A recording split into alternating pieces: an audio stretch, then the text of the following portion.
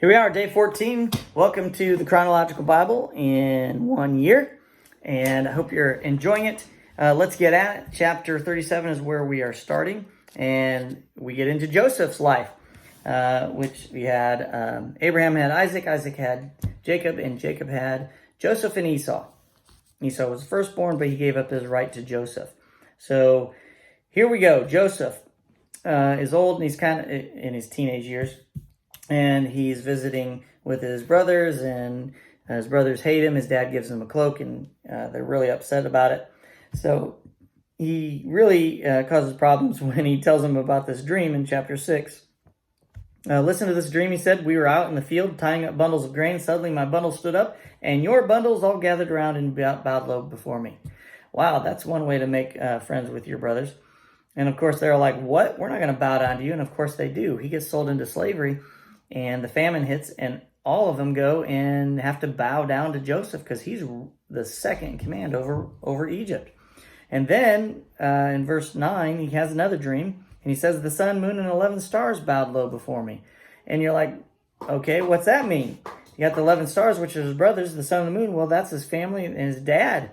And his dad's like, we're going to bow before you. And of course, all of the family of the Israelites, of Jacob, Israel, his name's Israel, have to go down to Egypt and bow before Joseph.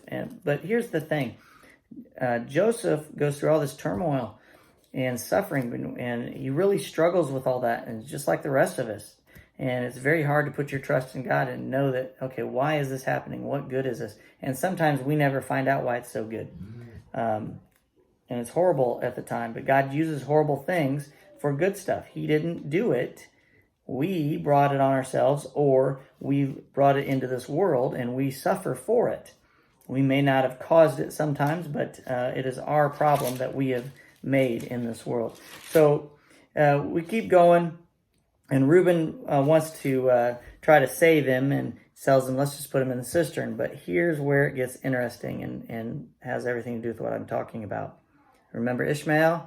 Well, in verse 25, then, just as they were sitting down to eat, they looked up and saw a caravan of camels in the distance coming toward them. It was a group of Ishmaelite traders taking a load of gum balm and aromatic resin from Gilead down to Egypt. So Ishmaelite traders are coming, and they're like, hey, let's sell Joseph to the Ishmaelite traders. There's Ishmael again, and causing problems to this point in our reading.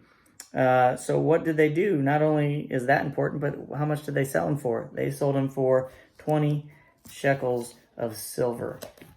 Turn over to Leviticus 27, verse 5. A boy between the ages of 5 and 20 is valued at 20 shekels of silver. And a girl at the same age valued at 10 shekels. I'm not going to get into the boy-girl thing, but 20 shekels of silver, that's what the going rate was. And my question to you is, well, how much did Judas betray Jesus for? Something to look into. Just some similarities throughout the Bible, all depending on your age, how much you're being sold for. Okay, then we take a break and we talk about Judah. And Judah starts to make bad decisions. Check this out. About this time, Judah left home and moved to Adullam, where he stayed with a man named Hira. There he saw a Canaanite woman. There we have the Canaanites coming back in to the Israelite family. God made it very clear, don't marry outside of the confines of whatever rules I give you.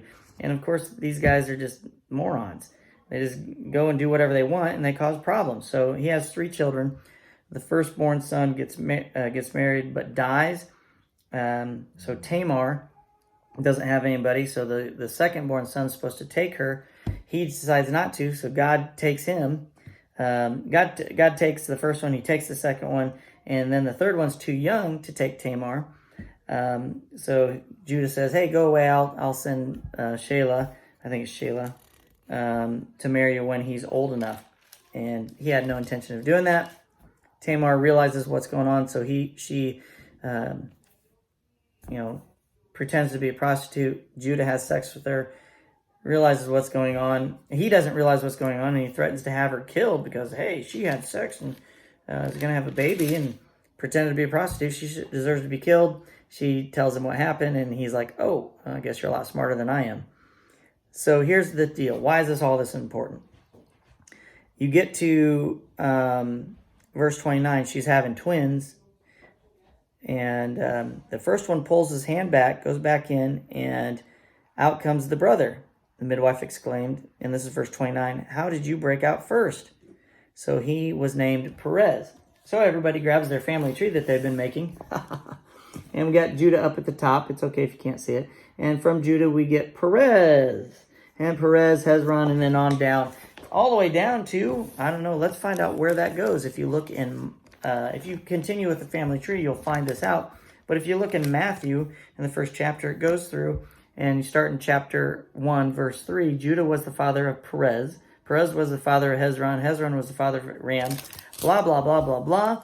And you work hard throughout the whole Old Testament to find out what your family tree looks like. And in verse 16, Jacob was the father of Joseph, the husband of Mary. Mary gave birth to Jesus, who is called the Messiah. So this little blurb in the beginning of the Bible about Judah and his family, this is where we get Jesus. So all that is so important. Seems like the family tree is not important, but it's interesting to see that our family is not the only screwed up family. Everybody has issues, everybody has problems, and it's the choices we make, but God uses them for good. Then we get back to Joseph in chapter 39. So, verse 3, Potiphar notices that Joseph is being watched over by God and blessing him, which is interesting because in that time, Potiphar is recognizing that God is in Joseph's life. God, not the sun god or anything else. He recognizes this, and he puts him in charge of everything. Then we go on, verse 7, and Potiphar's wife soon began to look at him lustfully. Another example why you should have one wife. Another example why lust is a bad thing.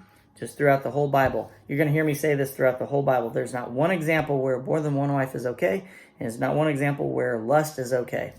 And it just gets everybody into trouble. It's a horrible thing. Everybody, that goes down that road is guilty of it and struggles with it. Getting into verse 12, she came and grabbed him by his cloak, demanding, this is funny, she grabbed him by his cloak and pretty much tears it off. He leaves it. He has a problem keeping cloaks on. His coat that his dad gave him, his brothers ripped off of him. So just some weird similarity there to think about.